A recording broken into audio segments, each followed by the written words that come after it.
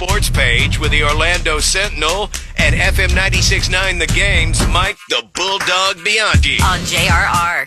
Bulldog Sports page brought to you by Kaufman and Lind Injury Attorneys. We connect live with the luxury condo out in Metro West somewhere, deep in a gated community, I'm sure, with the Bulldog.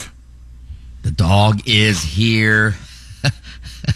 I was lamenting before we came on the air. God, this is a slow sports time. You know it's a slow sports time of year when I'm going to lead this segment with two Canadian hockey teams playing last night. I knew they was going to say something along those lines. This is Game 7, dog. Game 7, that's right. The Edmonton Oilers beat the Vancouver Canucks 3-2 last night. Game 7 of their second round series. Edmonton, they were up 3-0 in the game.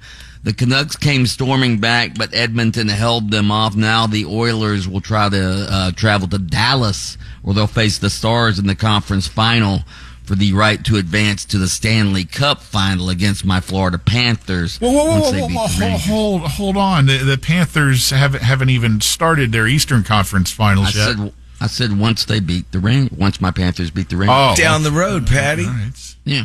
I'm predicting ahead is all I'm doing. Okay, all right. So yeah. Lynch, you're Mr. Hockey. Who's your team? No, I agree. I like the Panthers at this point. Oh, okay. You're a Panther, so you're bandwagon Lynch now. No, it goes back to the Florida principle, the policy. Yeah, Florida team. You got to stick with them. By the way, you're from South Florida, down right near where the Panthers play. Why aren't you a Panthers fan instead of a Lightning fan? The Panthers weren't in existence when I moved to Orlando. Ah, okay. Right. When those teams came in, I had already lived up here, so I started, following the Lightning, and that answers that, I hope. Absolutely, it does. By the way, you mentioned the fight Sunday night between Ricky Stenhouse Jr. and Kyle Busch at the All-Star race in North Wilkesboro. It looks, NASCAR is looking at maybe suspending these guys for this fight and to see if Kyle Busch intentionally wrecked Ricky Stenhouse on the second lap of the race. I don't think they should suspend these guys. I think they should give them a raise. People are talking NASCAR, and it's not because of the race the other night. It's not because Joey Logano won a boring race. It's because Ricky Stenhouse Jr. threw a right hook at Kyle Busch and started a melee. I went back and watched it. I didn't know that Ricky Stenhouse Jr.'s father got involved. He was throwing punches, too. I'm telling you. I think he's onto something. Don't suspend, commend. Well, Stenhouse, look, first he pulls his car into Kyle Busch's stall on pit road. Then he also vows that he will wreck Kyle Busch at the Charlotte race this weekend. And so, he isn't exactly giving NASCAR, a lot of options here. Well, yeah. Again, by the way, Bob, that's good. Don't suspend, commend. You like that? Crafty. That's going to appear in a column somewhere. Yeah, I'll be stealing that. It's a slow sports day, so he's got to take some. Once if you've stolen from Bob, you've stolen twice. You can. No, I didn't steal it. I made it up on the fly. By the way, Tua Tagovailoa down in South Florida looks like he might be getting a little bit disruptive as far as this, getting a new contract. He's not been showing up, Lynch, at voluntary workouts, and that's something he's always done in the past. But he's not showing up at voluntary workouts now. He's not, you don't have to show up for voluntary workouts, but traditionally Tua has been showing up. So he's not been showing up for these voluntary workouts. I guess they begin OTAs this week, which these are mandatory, the OTAs. So we'll see if he starts showing up for the OTAs coming up this week.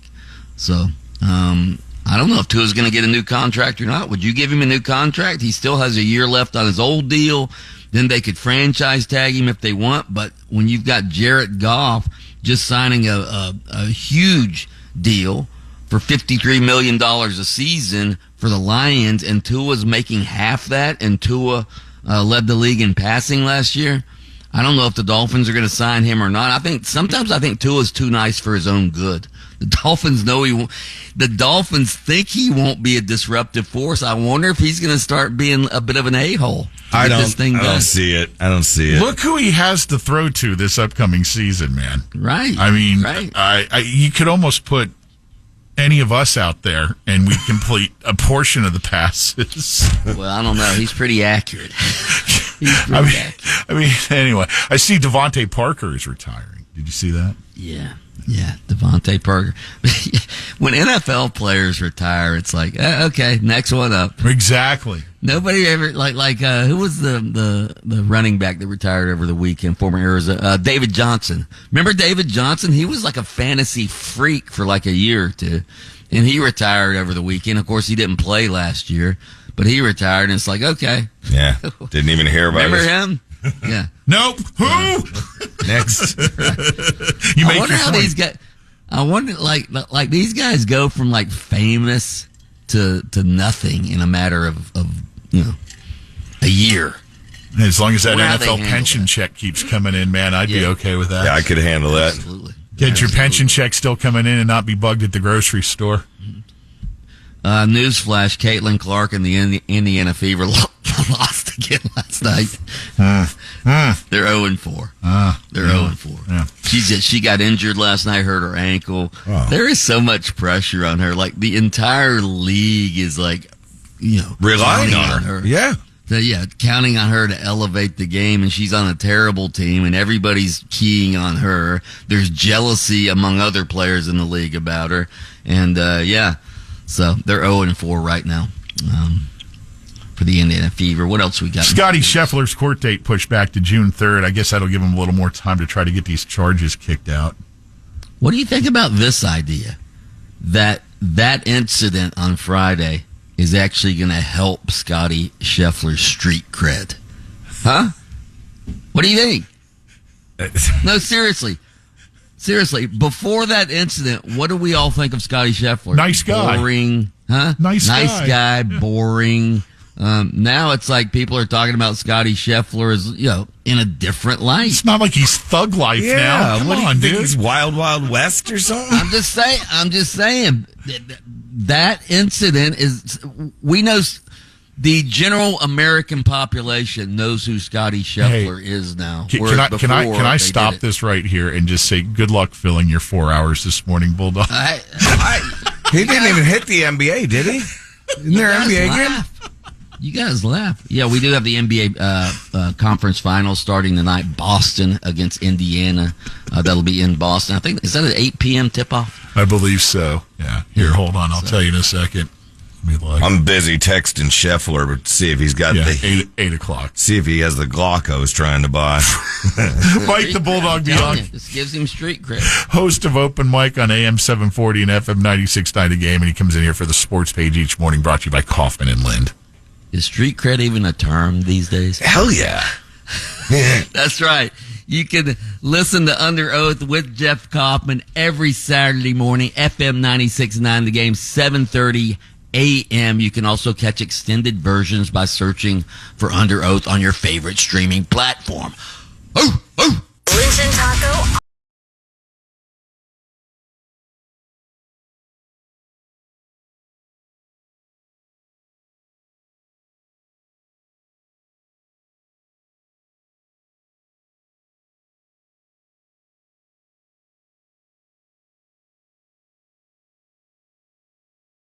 On demand. Download the iHeartRadio app.